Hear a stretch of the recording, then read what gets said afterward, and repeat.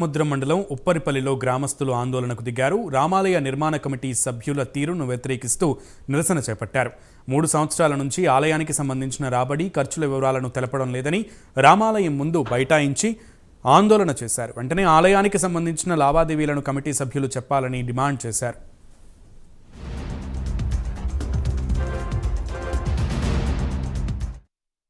సంవత్సరాల క్రితం ఊళ్ళో దేవస్థానం కట్టుకోవాలని ఆ జనం అందరూ కూడా ఒక నిర్ణయానికి వచ్చి ఆ రోజు మా సభ్యత్వాలు తెచ్చుకున్న డబ్బులతో కొంత వర్క్ చేసిండు. వర్క్ చేసే సంవత్సరం అయినా కానీ వాటిని అయితే మళ్ళీ కమిటీ వేసుకొని ఊరందరూ కలిసి చందారూపకంగా దాతలు ఇచ్చిన డబ్బులతో గుడి కట్టి అన్నీ చేసిండు. ఇప్పటికి 3 సంవత్సరాలు అయింది. దాంట్లో ఎంత ఉన్నదా లేదా మా జనానికి ఇంతవరకు చెప్పలేదు.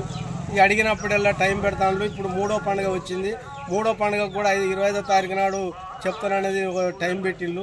అప్పటిదాకా చూసింది జనం, ఇప్పటిదాకా కూడా వాళ్ళు చెప్పలేదు. చెప్పిన దానికి కూడా మళ్ళీ సమాధానం ఏమైనా సెల్లుల మీ వీళ్ళు ఒకటి రాస్తే వాళ్ళు ఒకటి రాస్తాను. మా అసలు ఉన్నదా లేదా ఏ సంగతి అయింది మాకు రేపు వచ్చి ఇదే స్థలంలో మాకు లెక్కలు ఒప్ప చెప్పగలరు. లేని ఏడలకి మన సమస్యలు ఎట్టుంటే గట్టిన జరుగుతుంది. ఉప్పరిపల్లి గ్రామంలో ఎన్నో దశాబ్దంలో గుడి లేదని చెప్పేసి ప్రజల సహకారంతో గుడి నిర్మించడం జరిగింది. చాలా అనుమానాలతో ఆలోచించుకొని ప్రతి ఒక్క ఇంటింటి పేరుతో ఆ గుడి చందాలు వేసుకొని చెప్పేసి గుడి నిర్మించడం జరిగింది. అయినా ఇప్పటికీ 3 సంవత్సరాలుగా ఆ గుడికి ఎంత చందాలు వచ్చినాయో ఏమని చెప్పేసి ఆలయ కమిటీ వాళ్ళు తెలియజేయడం లేదు.